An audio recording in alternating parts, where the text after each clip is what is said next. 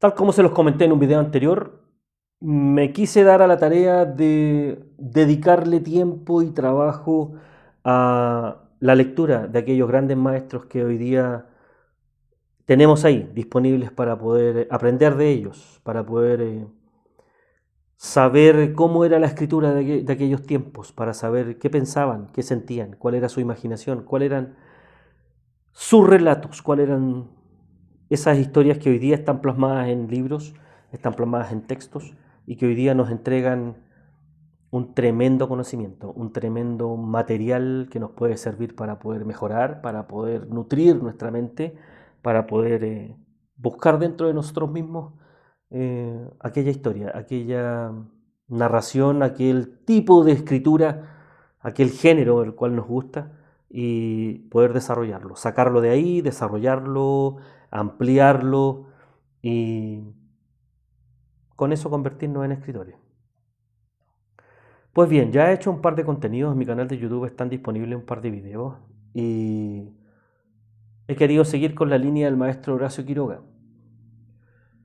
Quiero tomarme el tiempo para leer una corta biografía, que obviamente la situación lo amerita, y posterior a eso darle lectura a un cuento muy breve, uno de sus grandes relatos, como es El almohadón de plumas, y pedirles que me acompañen para que podamos conocer un poco más de este gran autor ya fallecido y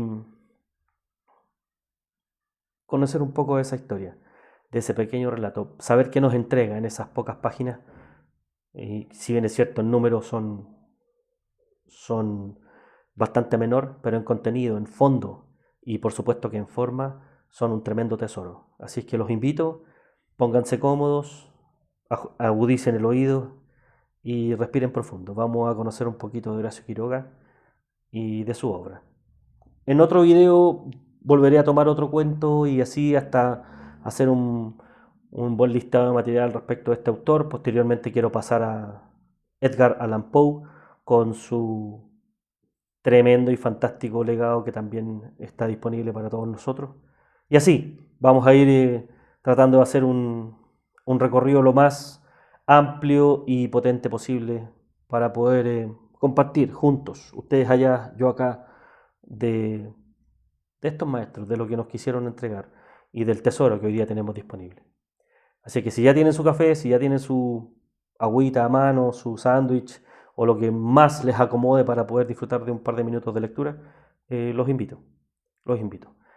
Vamos a ver qué nos cuenta la vida de Horacio Quiroga. El escritor uruguayo Horacio Quiroga ha sido considerado por muchos críticos como el autor de cuentos más vigoroso de América y además como una de las figuras literarias más interesantes de las primeras décadas del siglo XX. Nació en Salto, Uruguay, en 1878. Desde muy joven empezó a escribir en los periódicos. En 1899 fundó La Revista del Salto y por esos años viajó a París, donde trabó amistad con Rubén Darío. Pero el viaje más decisivo para Horacio Quiroga fue el que realizó, acompañando a Leopoldo Lugones, a las antiguas misiones de los jesuitas en el Alto Paraná. Fue entonces cuando se detuvo en la selva, vivió en ella y la llevó a su obra, haciéndola aparecer por primera vez en la literatura hispanoamericana. En 1901 publica Arrecifes de Coral, su primera obra, en la que se revela como un poeta modernista. Escribe también algunas narraciones largas, como Los Perseguidos en 1905, Historia de un amor turbio en 1908, considerada como una novela autobiográfica, y Pasado Amor en 1929. No obstante, lo más destacado de su obra son los cuentos. En 1918 publica una serie de 8 relatos infantiles en un volumen que tituló Cuentos de la Selva. Sus relatos evolucionan sensiblemente hacia el cuento psicológico. Muchos de ellos, La gallina degollada, El hijo, Anaconda, El desierto, A la deriva, el hombre muerto y algunos otros, están considerados como pequeñas obras maestras. Varios de estos aparecen en cuentos de amor, de locura y de muerte. volumen que publicó en 1917 y con el que se inició lo que podría calificarse como la tercera y más brillante etapa literaria de Horacio Quiroga. La vida del escritor está marcada por la fatalidad. Tenía poco más de 20 años cuando mató accidentalmente a un amigo. En 1915, su primera esposa se suicidó. Por otra parte, sus negocios fueron bastante ruinosos y no logró mejorar su situación a pesar de que se desempeñó en cargos consulares en Buenos Aires. Finalmente, en 1937, al saberse víctima de una enfermedad incurable, se quitó la vida. Ese ambiente de tragedia está presente en parte importante de su obra. Pasamos ahora a ver qué nos cuenta Horacio Quiroga, este escritor uruguayo, fallecido trágicamente, en su relato El almohadón de plumas. Su luna de miel fue un largo escalofrío. Rubia, angelical y tímida, el carácter duro de su marido heló sus soñadas niñerías de novia. Ella lo quería mucho. Sin embargo, aunque a veces con un ligero estremecimiento cuando volviendo de noche juntos por la calle, echaba una furtiva mirada a la alta estatura de Jordán, mudo desde hacía una hora. Él, por su parte, la amaba profundamente, sin darlo a conocer. Durante 3 meses, se habían casado en abril, vivieron una dicha especial. Sin duda hubiera ella deseado menos severidad en ese rígido cielo de amor, más expansiva e incauta ternura, pero el impasible semblante de su marido la contenía siempre. La casa en que vivían influía no poco en sus estremecimientos. La blancura del patio silencioso, frisos, columnas y estatuas de mármol, producía una otoñal impresión de palacio encantado. Dentro, el brillo glacial del estuco, sin el más leve rasguño de las altas paredes, afirmaba aquella sensación de desapacible frío. Al cruzar de una pieza a otra, los pasos hallaban eco en toda la casa, como si un largo abandono hubiera sensibilizado su resonancia. En ese extraño nido de amor, Alicia pasó todo el otoño. Había concluido, no obstante, por echar un velo sobre sus antiguos sueños, y aún vivía dormida en la casa hostil sin querer pensar en nada hasta que llegaba su marido. No es raro que adelgazara. Tuvo un ligero ataque de influenza que se arrastró insidiosamente días y días. Alicia no se reponía nunca. Al fin una tarde pudo salir al jardín apoyada en el brazo de su marido. Miraba indiferente a uno y otro lado. De pronto Jordán, con honda ternura, le pasó muy lento la mano por la cabeza, y Alicia rompió enseguida en sollozos, echándole los brazos al cuello. Lloró largamente, todo su espanto callado, redoblando el llanto a la más leve caricia de Jordán. Luego los sollozos fueron retardándose y aún quedó largo rato escondida en su cuello, sin moverse ni pronunciar una palabra. Fue ese el último día que Alicia estuvo levantada. Al día siguiente amaneció desvanecida. El médico de Jordán la examinó con suma atención, ordenándole calma y descanso absolutos. No sé, le dijo a Jordán en la puerta de calle. Tiene una gran debilidad que no me explico. Y sin vómitos, nada. Si mañana se despierta como hoy, llámeme enseguida. Al día siguiente Alicia amaneció peor. Hubo consulta. Constatóse una anemia de marcha agudísima, completamente inexplicable. Alicia no tuvo más desmayos, pero se iba visiblemente hacia la muerte. Todo el día el dormitorio estaba con las luces prendidas y en pleno silencio. Pasábanse horas sin que se oyera el menor ruido. Alicia dormitaba. Jordán vivía casi en la sala, también con toda la luz encendida. Paseábase sin cesar de un extremo a otro, con incansable obstinación.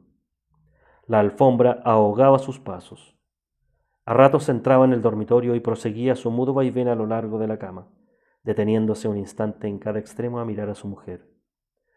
Pronto Alicia comenzó a tener alucinaciones, confusas y flotantes al principio, y que descendieron luego a ras del suelo.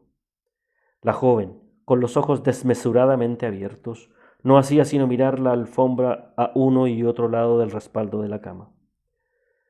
Una noche quedó de repente con los ojos fijos. Al rato abrió la boca para gritar, y sus narices y labios se perlaron de sudor. ¡Jordán! ¡Jordán! Clamó rígida de espanto, sin dejar de mirar la alfombra. Jordán corrió al dormitorio, y al verlo aparecer Alicia lanzó un alarido de horror. «¡Soy yo, Alicia, soy yo!». Alicia lo miró con extravío, miró la alfombra, volvió a mirarlo, y después de largo rato de estupefacta confrontación, volvió en sí. Sonrió y tomó entre las suyas la mano de su marido, acariciándola por media hora temblando. Entre sus alucinaciones más porfiadas, hubo un antropoide apoyado en la alfombra sobre los dedos, que tenía fijos en ella los ojos. Los médicos volvieron inútilmente. Había allí delante de ellos una vida que se acababa, desangrándose día a día, hora a hora, sin saber absolutamente cómo. En la última consulta Alicia yacía en estupor mientras ellos la pulsaban, pasándose de uno a otro la muñeca inerte. La observaron largo rato en silencio y siguieron al comedor. «Psst», se encogió de hombros desalentado el médico de cabecera. «Es un caso inexplicable. Poco hay que hacer». «Solo eso me faltaba», resopló Jordán, y tamborileó bruscamente sobre la mesa. Alicia fue extinguiéndose en subdelirio de anemia, agravado de tarde, pero que remitía siempre en las primeras horas. Durante el día no avanzaba su enfermedad, pero cada mañana amanecía lívida, en síncope casi. Parecía que únicamente de noche se le fuera la vida en nuevas oleadas de sangre. Tenía siempre al despertar la sensación de estar desplomada en la cama con 1.000.000 de kilos encima. Desde el tercer día este hundimiento no la abandonó más. Apenas podía mover la cabeza. No quiso que le tocaran la cama, ni aun que le arreglaran el almohadón. Sus terrores crepusculares avanzaban ahora en forma de monstruos que se arrastraban hasta la cama y trepaban dificultosamente por la colcha. Perdió luego el conocimiento. Los 2 días finales deliró sin cesar a media voz. Las luces continuaban, fúnebremente encendidas en el dormitorio y la sala. En el silencio agónico de la casa no se oía más que el delirio monótono que salía de la cama y el sordo retumbo de los eternos pasos de Jordán. Alicia murió, por fin. La sirvienta, cuando entró después a deshacer su cama, sola ya, miró un rato extrañada el almohadón. «Señor», llamó a Jordán en voz baja, «en el almohadón hay manchas que parecen de sangre». Jordán se acercó rápidamente y se dobló sobre aquel.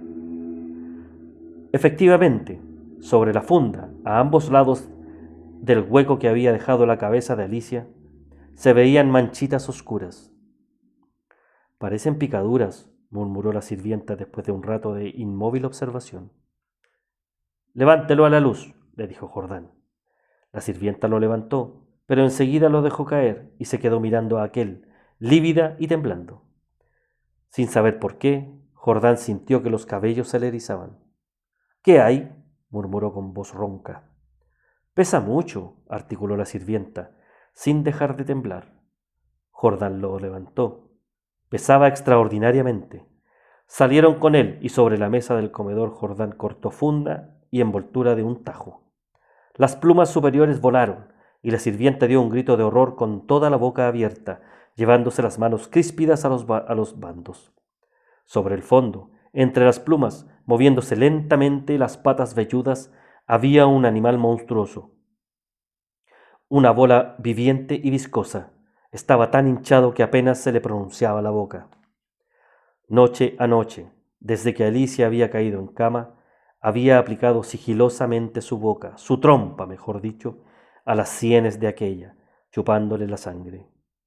La picadura era casi imperceptible. La remoción diaria del almohadón sin duda había impedido al principio su desarrollo, pero desde que la joven no pudo moverse, la succión fue vertiginosa. En 5 días, en 5 noches, había el monstruo vaciado a Alicia.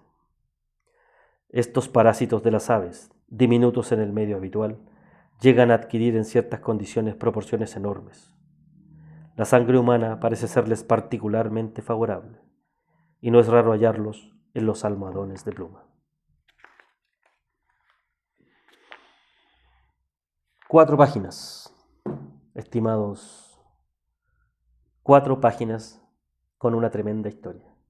El almohadón de plumas. Yo recuerdo haberla leído cuando era muy pequeño, tal vez en alguna tarea por ahí, junto a otros varios cuentos de Quiroga, y de verdad que no deja de estremecer un poquitito el, el fondo de la historia, la forma que tenía Horacio Quiroga de entregar este tipo de relatos, directas, cortas, precisas, obviamente haciéndole honor a su clasificación de cuentos, pero dejando siempre una marca, una huella, una cicatriz, ahí haciéndole pensar a uno respecto del contenido, en este caso específico de los almohadones de plumas. Así es que ese ha sido el video de hoy. Biografía y lectura del almohadón de plumas de Horacio Quiroga. Los dejo invitados para la próxima oportunidad. Y obviamente la invitación se extiende para que se suscriban al canal, se mantengan siempre ahí acompañándome y ayudándome a crecer, ayudándome a hacer un poquito más grande este tema de la literatura. Gracias, que estén muy bien, cuídense. El terror está allá afuera. Chao.